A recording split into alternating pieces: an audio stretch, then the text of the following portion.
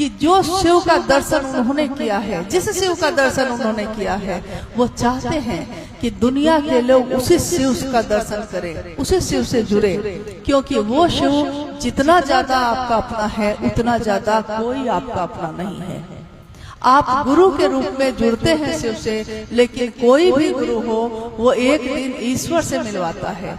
शिव भी जब गुरु होंगे हम उनसे जुड़ेंगे, शिष्य बन के जुड़ेंगे, लेकिन वो शिव एक दिन हमको अपने संपूर्ण महेश्वर के रूप से मिलाते हैं।